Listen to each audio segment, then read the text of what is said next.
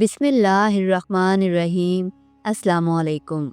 मोहतरम नाजरीन, ये कहानी सिर्फ़ एक कत्ल की नहीं बल्कि लालच के अंधे अंजाम और कुदरत के इंतकाम की है।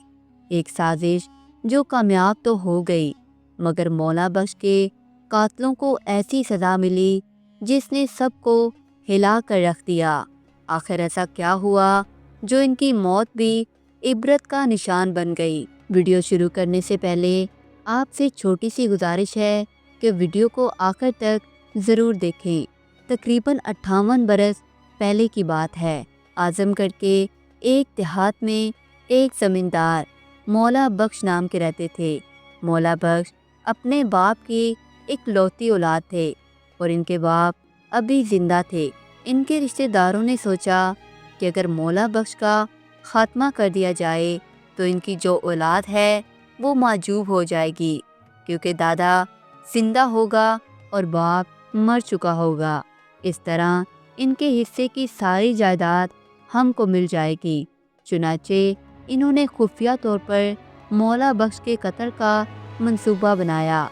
बकरा ईद करीब थी। मौला बख्श अपने घोड़े पर सवार होकर शहर रवाना हुए ताकि वहाँ से ईद का सामान खरीद कर लाएं। इनके दुश्मन पहले से इस मौका की ताक में थे। इधर मौला बख्श रवाना हुए और उधर दुश्मनों ने जमा होकर मशवरा किया। पूरी स्कीम तय हो गई। असर का वक्त था। मौला बख्श का घोड़ा गांव से 3 मील के फासले पर एक जंगल में दाखिल हुआ जो रास्ता में पड़ता था। ठहर जाओ। अचानक एक करखत आवाज़ ने मौला बख्श को अपनी तरफ मतवज्जा कर लिया। देखा तो 4 आदमी लाठियों को हाथों में लिए हुए इनके सामने खड़े हैं। इतने में एक ने लपक कर घोड़े की लगाम पकड़ ली। अब मौला बख्श के लिए इसके सिवा कोई चारा न था कि वो घोड़े से उतर पड़े। आखिर तुम लोग चाहते क्या हो? मौला बख्श ने इस्तराब आमेज लहजे में इनसे पूछा। तुम्हारी जान, बलम के पीछे खड़े हुए खूनख्वार चेहरों ने जवाब दिया। मौला बख्श सूरत हाल की नज़ाकत को पूरी तरह समझ चुके थे। इन्होंने चंद लम्हे सोचा और इसके बाद इनको जवाब दिया। अच्छा, असर का वक्त है, मुझे नमाज पढ़ लेने दो। तुम नमाज पढ़ सकते हो। मौला बख्श मुसल्ला बिछाकर नमाज के लिए खड़े हो गए। ये इनके लिए सिर्फ नमाज नहीं थी बल्कि पेश आमदा सूरत हाल से निपटने के लिए सोचने का एक वक्फा भी था। वो बज़ाहिर नमाज पढ़ रहे थे मगर हकीकतन अपने रब से सरगोशी कर रहे थे। वो भी सजदे में थे कि इनमें से एक मोहम्मद शख्स ने कहा, देखते क्या हो, इससे बेहतर वक्त नहीं मिल सकता। अगर कहीं कोई राही या निकला तो तुम्हारा सारा मंसूबा धरा का धरा रह जाएगा।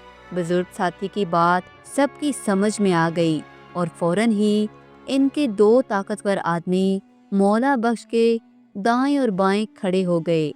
सजदे की हालत ही में एक लाठी गर्दन के नीचे रखी गई और दूसरी गर्दन के ऊपर।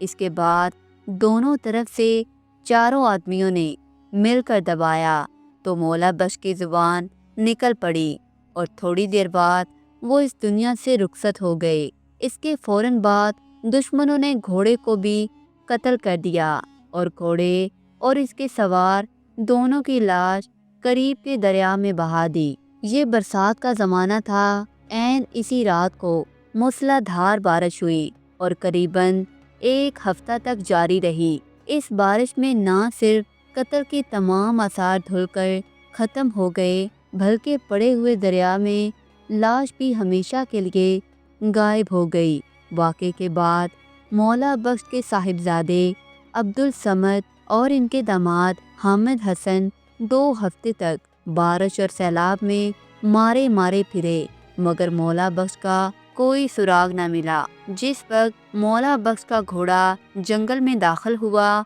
और चारों आदमियों ने मिलकर इन्हें घेर लिया तो मौला बख्श के पीछे कुछ फासले पर गांव का एक बनिया भी था जो बाजार से आ रहा था।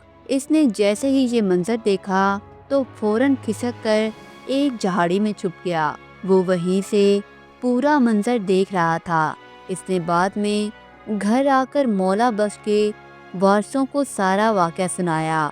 رپورٹ ہوئی، پولیس آئی، مگر نہ لاش برآمد ہوئی اور نہ قتل کا کوئی ثبوت فراہم ہوا۔ اس وجہ سے مقدمہ قائم نہ ہو سکا۔ چاروں قاتل بہت خوش تھے کہ چلو قتل بھی کیا اور سزا سے بھی بچے اور مقتول کی ساری جائیداد کا حق بھی مل گیا، مگر آخری عدالت کا فیصلہ بھی باقی تھا۔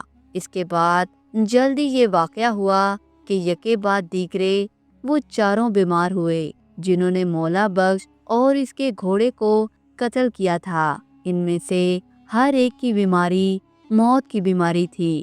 پہلا شخص جب مرنے کے قریب ہوا تو لوگوں نے سنا کہ وہ شخص اضطراب کی حالت میں کچھ کہہ رہا ہے۔ قریب آ کر کان لگایا تو صاف طور پر یہ الفاظ اس کی زبان سے نکل رہے تھے، مولا بھائی اپنے گھوڑے سے ہم کو مت کچلیے، مولا بھائی اپنے گھوڑے سے ہم کو مت کچلیے۔ اسی طرح چاروں قاتل بیمار ہوئے اور چاروں اپنے آخری وقت میں یہی کہتے ہوئے مر گئے، گویا کہ مقتول اپنے گھوڑے پر سوار ہو کر ان کے جسم کو گھوڑوں کی ٹاپوں سے روند رہا تھا۔ موت کے بعد جب نہلانے کے لیے ان کے جسم کا کپڑا اتارا گیا تو یہ قیاس صحیح نکلا۔ لوگوں نے دیکھا کہ ان کے جسم پر جگہ جگہ گھوڑے کے گھروں کے نشان پڑے ہوئے ہیں، جیسے واقعی کسی گھوڑے نے اپنے کھروں سے ان کو پامال کیا ہو۔ اسی طرح چاروں آدمیوں کا خاتمہ ہو گیا اور وہ یا ان کی اولاد مولا بخش کی جائیداد بھی حاصل نہ کر سکی، کیونکہ دادا زندہ تھے اور انہوں نے مولا بخش کے لڑکوں کے نام ان کا پورا حصہ لکھ دیا۔ آج بھی مولا بخش کے پوتے زندہ سلامت موجود ہیں اور ان کی پوری جائیداد ان کے پوتوں کے قبضے میں ہے۔ امید کرتی ہوں آپ کو آج کی ویڈیو اچھی لگی ہوگی۔ ویڈیو اچھی لگی ہو تو برائے مہربانی سے لائک کریں، شیئر کریں اور آپ سے چھوٹی سی گزارش ہے کہ چینل کو سبسکرائب کر دیں۔ اگر آپ کو مزید اسی طرح کی معلوماتی ویڈیوز اور اسلامی واقعات چاہیے تو ہمارے ساتھ جڑے رہیں۔ اگلی ویڈیو تک اپنا خیال رکھیں، ہمیں اپنی دعاؤں میں یاد رکھیں۔ اسی کے ساتھ اجازت چاہوں گی۔ اللہ حافظ۔